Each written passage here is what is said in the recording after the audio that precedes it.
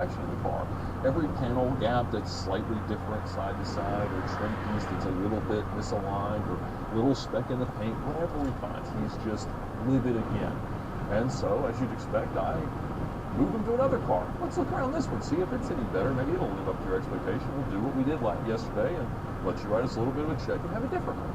And as we were walking around the showroom looking at other cars, trying to find out the most perfect one of the bunch, my boss comes across and walks me to his office and says, Ed, don't try to sell him any more cars today. Whatever ends up happening, which will not involve us getting his money back and unwinding these two deals, let's make it only involve these two cars rather than one more. And at some point, you just have to say, look, go drive your car, enjoy it. When you bring it back and trade it back to us on whatever you decide you want next, we're still going to give you all the money anyone will, because it's going to be above our standards. We want to be respectful of your own, but at the end of the day, it's a hand-built exotic car that's built in very limited quantities. And we ended up finding out that about a week later, we traded it in on the gray Maserati, brand new from the dealer down the street. All the power to him. I cannot imagine that any Maserati was going to be a better quality car, other than by random happenstance, than this Vantage was.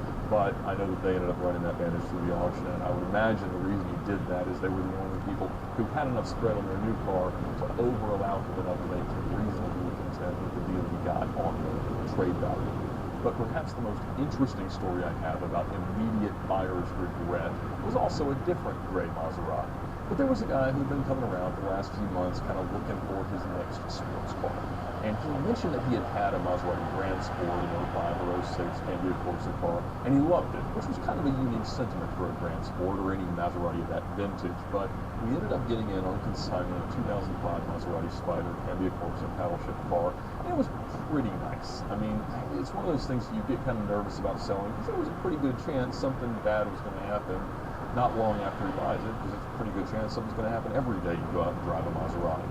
He was probably a, early 50s Italian guy, lived in Atlanta for a long time, and was really excited. It did fit what he was looking for, so it didn't take long. He agreed to everything, we got it all set up, signed the paperwork, and I pulled the car around after we had it kind of cleaned up and ready to go. We walked through all the things and kind of just left him there to leave in the car.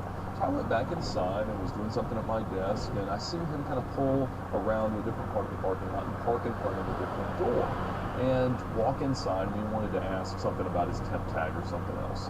And the slant in our parking lot was not very steep, but it was slight, and certainly if you put a car in neutral and didn't engage the parking brake, which is precisely what he had done, it might roll backwards. And it rolled backwards about 20 feet into a parked Jaguar that we had on the front line in inventory ready to sell. So he comes in just freaking out after he's gone out and observed the damage and seen that there's some scratches and a little bit of a dent on each of the cars. And it wasn't going to be that major, but obviously the idea of having to repaint part of your new-to-you Italian sports car is not something that makes you wildly pleased. So he's like, I don't know, I shouldn't leave it in today. I can't do this, and you need to take it back. It's your car that's all that damage. And we're like, no, you parked it in a way to allow it to damage the car. We're not that upset. We'd like you not to be upset. And as we went back and forth, kind of like, we don't want to sour the relationship over this. Let's just say we'll fix ours, you fix yours. It's going to be a few $100 to repaint each bumper. Nobody's going to worry about it when we're going down the road. And he reluctantly, after a few hours of blabbering, he did leave. And again, we were closed the next day on Sunday. But first thing Monday morning, a woman walks in. Elderly woman, pretty Italian looking. Tons of makeup, just a painted on face, and huge rhinestone glasses, dressed far beyond how someone normally would come to a car dealership on Monday morning. And she comes in and she asks if she could speak to the general manager. And it was one of those days that I was very pleased to not be the general manager. There were lots of days like that. And so I directed her to his office, and she walked right in, set herself down, and this woman was the mother of the person who had just bought the Maserati. And she had come in, I guess, to rescue her son, probably after he had whined and groveled to her about the regret he had for having become so emotional and bought this Italian sports car over the weekend. And she felt like we should just unwind everything, give his money back, and not blame him for the mistakes of his, I guess, youth and his 50s or whatever. My boss was having none of it and continued to kind of indulge her in her need to express whatever sentiment she had about our business practices of selling cars to people who test drove them and wanted to buy them, but she did not prevail. So after probably an hour or so, She left a little bit perturbed, and throughout the afternoon she would call back several times trying to find someone who could make a decision and also give her a different answer to your question. We all code the company line that when you buy it, it's yours. If you do buy your next exotic car, do think about it and test drive it, and think about what it's going to be like when you wake up with it in the morning. Because most of the time you love it, but sometimes you don't. But either way, it's still yours.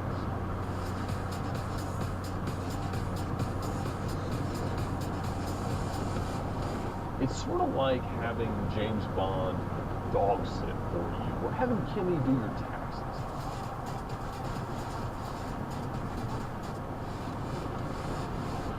I'll never forget the first magazine article I read about the Murcielago. It was in 2001, and it was a Road and Track article where they had taken a press car to Nardo racetrack, and they had broken the fastest 100 miles, the fastest 100 kilometers, the furthest distance driven in a car in an hour.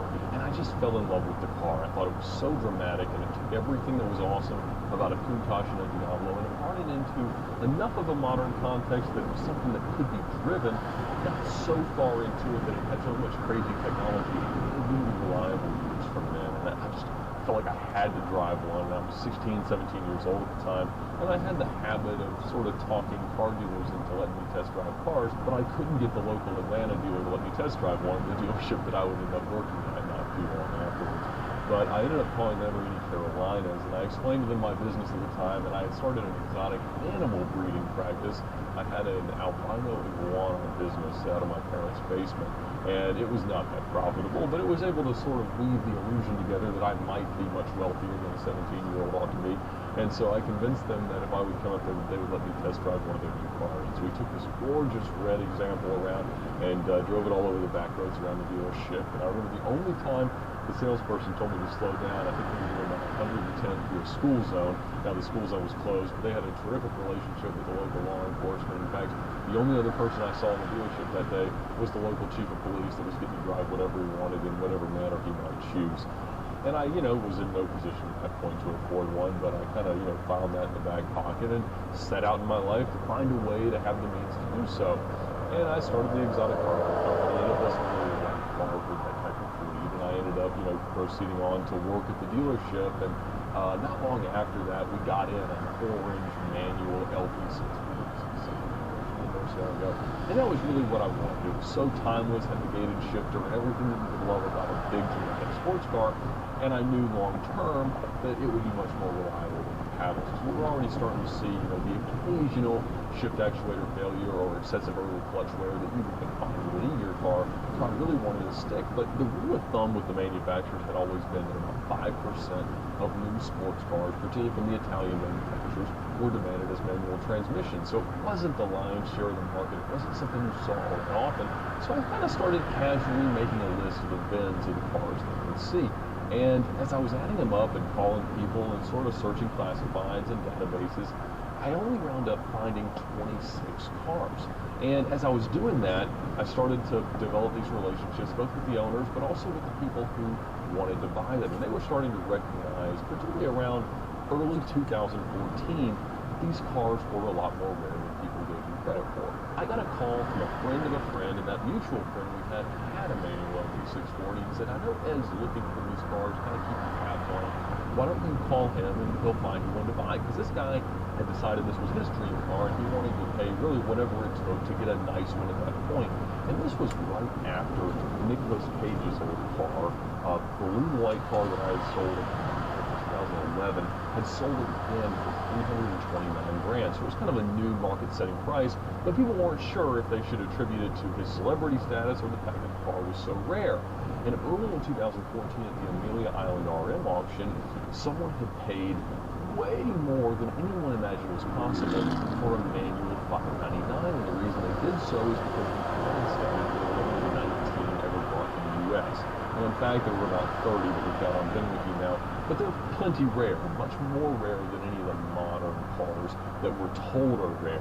599 GTOs, 16Ms, Porsche 911Rs that are built in much larger quantities than anything that was rare historically. And so, as I was building my list, I ended up being able to source another car. So I called everybody I knew that had them, and I said, look, I've got someone who's interested in paying up for one. And I ended up selling an 07 orange car to him for about $281,000. And that was a very strong number for the time, but definitely evidence of where the market was headed. But there weren't a ton of people out there at that point recognizing them. Now, at that point, I'd owned two LP640s myself. I bought an orange in 2014. And so I was looking to trade into a manual car and was just kind of surveying the market that I could find. And I ended up finding a green 08 that was like the nicest example of a coupe that I could find. And I got it for $215 grand. I had sold it a year or so prior for not much more than that, but it was a moment when I couldn't buy it myself. And so I was very pleased to get the car back from the guy, and he was ready to move it. So I had my one of these 26 cars that I could identify as the LP640 Coupes and Roadsters for the U.S. market. And I'd also seen how many of them had been damaged or hurt in some way, and that the number was fast dwindling each year. So I called the factory to kind of verify my findings. And I said, hey, do you know how many LP640s with a stick you bought in the U.S.? And they said, no, we have no idea. We don't keep records like that. What are you talking about? I said, well, if you go into your sales system and you type this VIN prefix, you'll be able to tell me how many VINs it puts out, and that'll be how many are in the U.S. And I went, oh, yeah, I guess that would work. So what's the VIN prefix? I said, well, ZHWBU37M for the coupe and ZHWBU47M for the Roadster. According to their records, there were 23 in the U.S. And I'd already found more, but the factory has kind of a way of disavowing any knowledge of cars with a sordid past or anything like that. It was just the perfect driving experience for a hypercar, supercar that you could actually use. And as I've talked about, it really is an utterly useless car. You know, it doesn't fit anywhere. You can't see anything behind you. It's sort of like having James Bond dog sit for you, or having Kimmy do your taxes. That's really not what they're for, but it would be wildly entertaining to watch them try. And so if I take this car to the grocery store or out in some crowded parking lot, it's stupid, it's worthless, and it doesn't work in that context, but it makes every driving experience a whole lot of fun. And so I loved the green car, but it was appreciating so fast because I was spreading the word of how rare these cars were, even to the point that RM referenced in selling another car, my website, to say how rare they were. And it was working, and the values were skyrocketing, and every month or two there was a new precedent transaction of how expensive the cars were and how valuable they were. And it was legitimate because people were finding that these are so much more rare than anything else they might look at in terms of an investment exotic, that they made a ton of sense to own. But there was something about having owned the perfect one that was kind of a good and bad for me, because I want to be able to drive the car all the time.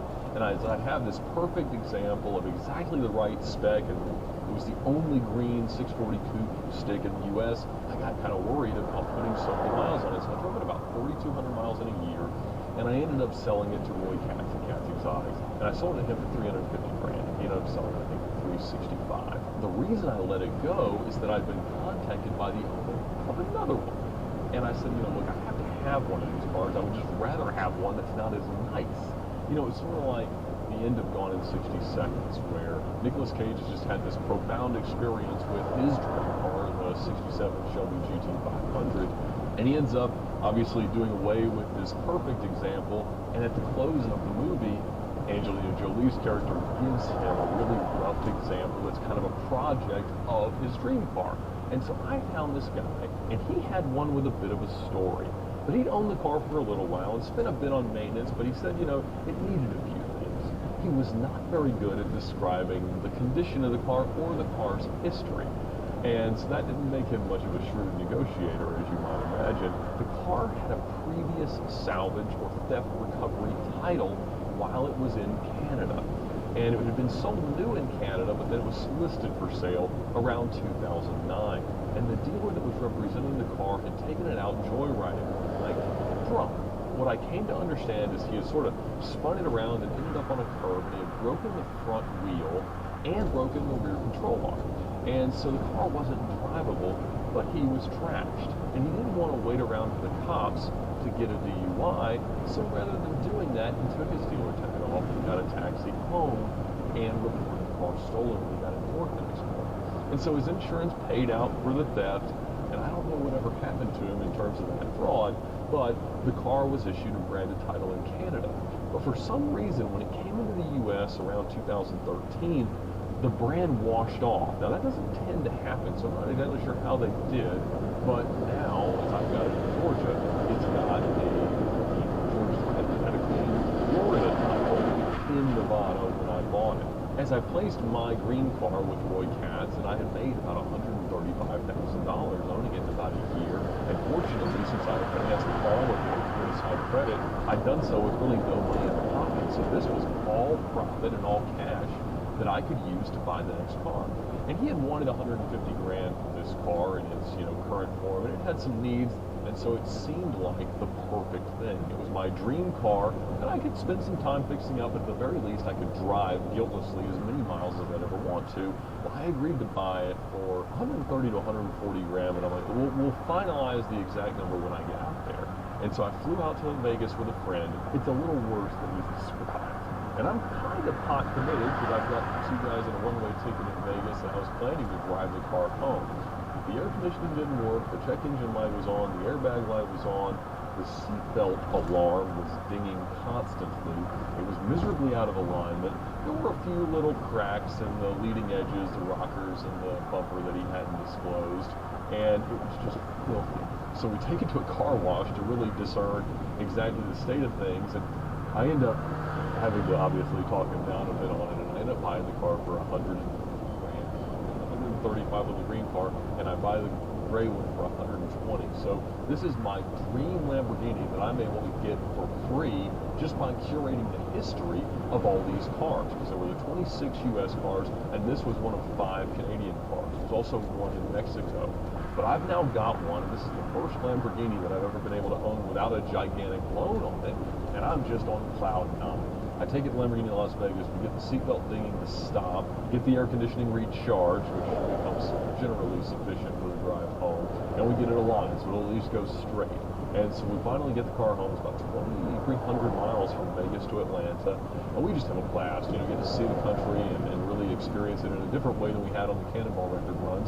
But it was not perfect, it had blemishes everywhere, but it was perfect for me, because it was just a great driver car, the same way that the prostitute Gallardo was one that you could just own and drive guiltlessly. That was this in the context of my dream manual LP640. And so over the next few months, I got everything cleaned up and made it a great driver example. I've had it about a year now, and I've driven it about 8,000 to 9,000 miles on it. But I just love it. At the moment, the CL's down for suspension issues, the 2904 S-Class is down. I just sold the limo, so it's the only registered car I have that runs. So I've been daily driving it for a couple of months now, and love it every second of it. And certainly, it's a caricature of what a car ought to be or do.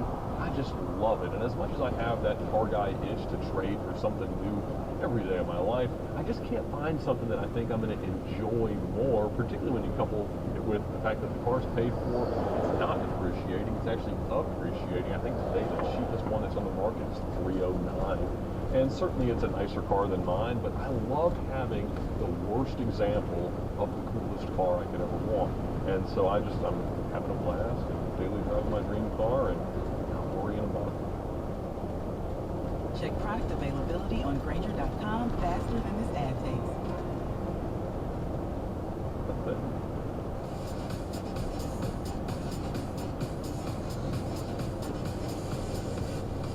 Will you bring a Lamborghini and just come pick me up around the corner at the Waffle House?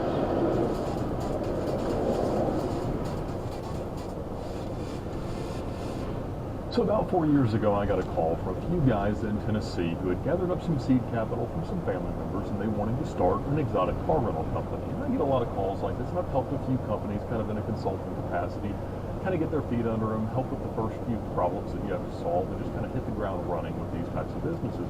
They did a good job. I sold them 5 or 6 cars that they could use that were kind of the right cars with some miles or some stories that were the right things to put more miles on and add more stories to. And they did okay, but like most exotic car rental companies, they started to run into some issues, some car crashes, some accidents, some difficult customers and things like that. And so eventually their investors decided, look, I'd kind of like whatever money is still out there to come back.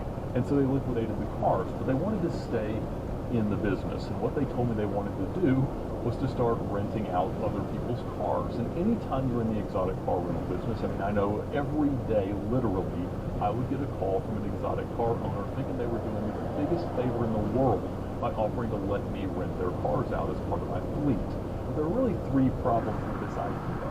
The first is that there's really not enough money to go around. We talked about how the rental rates that you can charge today are so far less on a percentage basis of the value of the car that there's no money to be made in the industry anymore. And Turo's done this, and people who have done this type of thing have just driven the prices down. It's just a very, very hard way to earn a living. So even if you can convince an owner to take too little for the time and the miles you're going to use your car, there's just not enough money to go around. The second issue is that in the event that a car gets totaled, the renter's insurance is going to pay out what the car's actually worth, not what the guy owes. And generally, the people that ask you to rent their cars out have huge loans against these cars that have faced some depreciation, and they're just trying to keep afloat and make their payments. And so they have to write a check to make up their negative equity in the event that the car gets totaled. But both of those issues pale in comparison to the third issue, and that is theft by the renter. Like we learned about with Lucky and the 612 and the Gallardo, when you rent a car and you do something other than just go drive it around, that is considered theft by conversion. And in the scenario where someone else owns the car and you act as an intermediary to rent it to a customer, you don't carry insurance on that car. It would be too expensive and the policy won't really exist. The owner's policy won't cover it because it's a commercial activity, and the renter's policy won't cover it because that would be like me calling my insurance and saying that I stole my own car. That's not a real thing. So a few weeks ago, this company who was renting out other people's cars had an Audi R8 go missing. And it went from Tennessee, they brought it to Atlanta, and they told me where the tracking device had stopped working, and the car was nowhere to be found. The customer wasn't answering his phone. The credit cards had been canceled. Everything was going poorly. And they were going through the steps with the owner, trying to figure out how they're going to recover it, if it can be recovered, offering rewards around and things like that, but the car hadn't turned up. So last week, on the 4th of July, I got a bunch of phone calls from the owner of this company at about 12:30, 12:45 in the morning.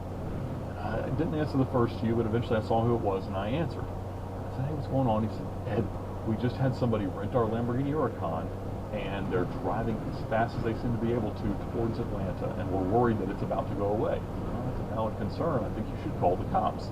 They're like, "Yeah, we're not having any luck with the Audi, with the Atlanta cops. I don't know what we're going to do. Can you please just go try to figure out where they're taking the car?" Because they were probably 20 minutes out of Atlanta at that point.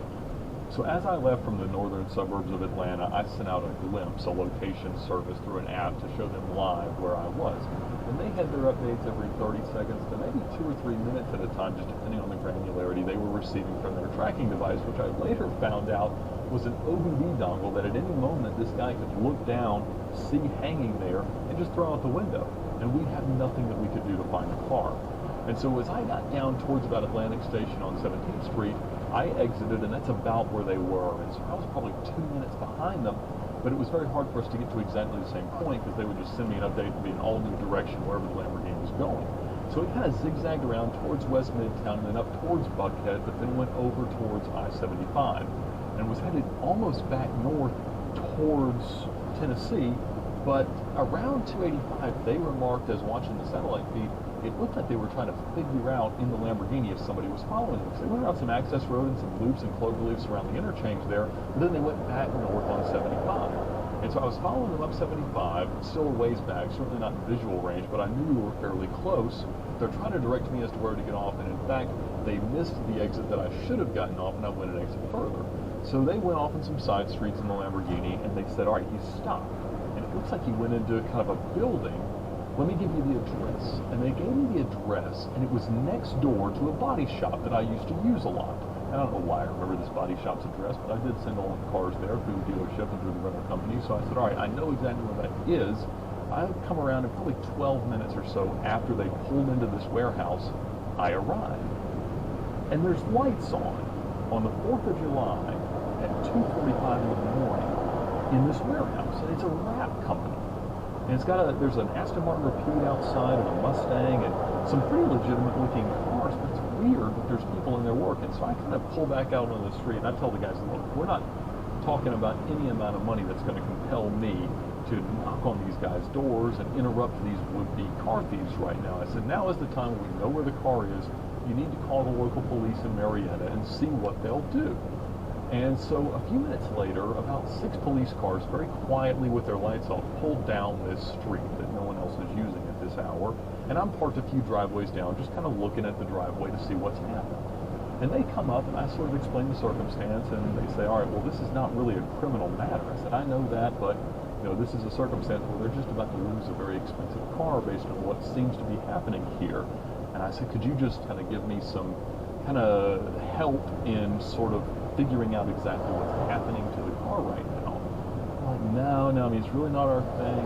Obviously it's not illegal for somebody to drive a car from Tennessee to Georgia.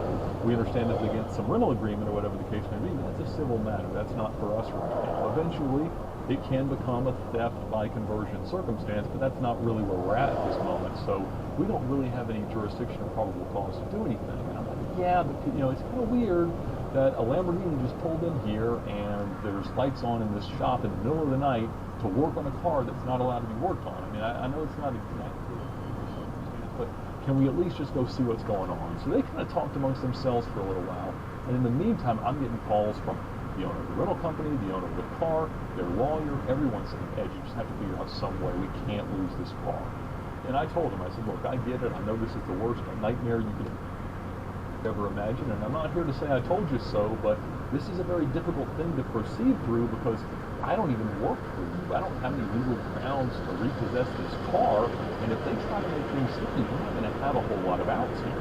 So I keep telling the cops, I say, all right, let's just kind of drive around here. So we do, and their lights off very quiet, and they kind of surround the building. So I get out, one of the cops gets out, and we walk in there together. And as we walk in, it's like business as usual in this wrap shop. They've got a bunch of nice cars, a new R8 and an NSX, and a bunch of stuff they're in progress working on. And there's 5 or 6 employees there at 3 in the morning on the holiday, just working like it's 2 in the afternoon on a weekday. In the middle of the shop, there is a red Lamborghini Huracan, and there's this guy pulling wires out of it. He's got the dash out of the car, the whole front trunk liner's out. He's got all these tools out. There's things laying out. Oh, goodness gracious. And so I walk over there and I'm like, what's going on here? And he said, and this guy just sold the car and he's looking for us to take the camera system out so he can put it in his next car. I said, well, this is actually a car he rented a few hours ago and there's no authorization to do any work and there's not a camera system in the car. He's definitely not allowed to do that and we'd like you not to give him the car back. And he's like, look, I see all these cops. I'm not here to do anything wrong. If that's what the circumstance is, by all means. I'm not here to put up a fight, but I need to talk to this